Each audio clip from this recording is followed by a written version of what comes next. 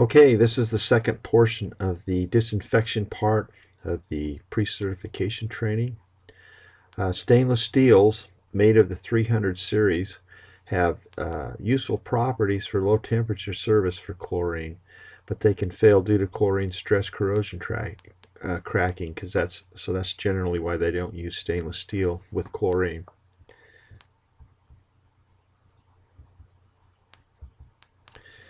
The water needs to be metered so that you need to know how much water you're feeding in order to calculate your dosing rate. So that's why it's required to have a meter on your system so that you can calculate that in your feed rate per day. This is a meter here. New and repaired water mains need to be disinfected in accordance with C651 from AWWA. Water mains need to be disinfected with some type of chlorine. That's a test question. Tablet or a solution are typically used. Generally with tablets, they'll use a NSF approved type glue, and they'll glue them on the inside of the pipe when they're disinfecting new water mains. Chlorine must be flushed with potable water, and you need to take back T samples when you install that. On your reservoir maintenance, after if you've done work on the inside, you need to disinfect that tank. It needs to be disinfected per AWWA standard C652, and you need to also take back T samples before you place that reservoir back in service to make sure there's no bacteria or contamination inside the tank. When you go in and inspect those, what we generally did is we would go in, put chlorine on our boots, and then we would inspect the inside of the tank. If work was performed on the inside, then we disinfected the tank when we were done, and so that's appropriate practice, and that's done per C652. Disinfection. To prevent contamination, you should plug the ends of the pipe during the repair. Putting something over the end, there have been animals that have climbed inside a pipe when it's been left overnight, so you want to plug the ends of those.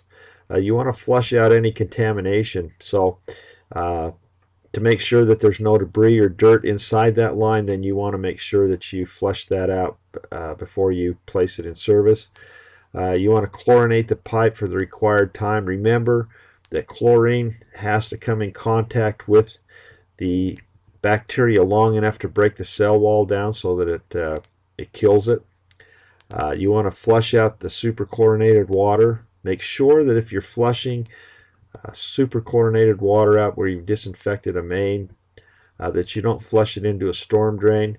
Make sure that if you do that, that you neutralize the chlorine with sodium thiosulfate or some type of reagent that will take the chlorination out of the water so it doesn't go down the storm drain and into a river where you might get fish kill, and it may kill other things in the river.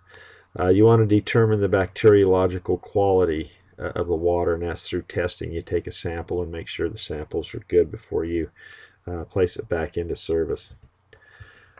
Prevent contamination. Like I say, keep the ends pipe clean and dry. Plug the ends when you're not working on it to keep animals and things out. There's approved pipe lube, NSF approved. Clean and swab the pipes as necessary to prevent the contamination. You want to keep the trench dewatered so that water doesn't get back into the pipe, dirty water. And if you do a repair on a pipe, if you're going to do it hot, make sure you keep a positive pressure on the pipe. You can put your ear on the valve key, and you can hear water singing through the valve. And that's what you want to do. You want to be able to hear water as you put your ear on the valve key. You want to make sure you can hear water going through the valve.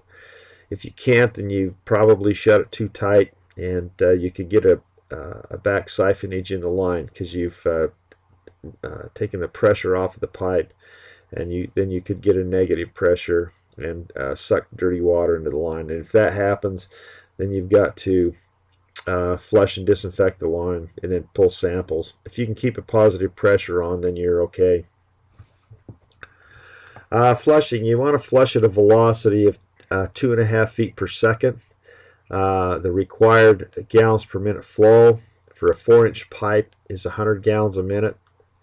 6 inches 200 gallons, 8 inches 400 gallons per minute, and 10 inches is 600, and then there's 12 inches 900 gallons per minute. The neutralizing chemicals are sulfur dioxides, sodium bisulfite, sodium sulfite, and sodium thiosulfate. For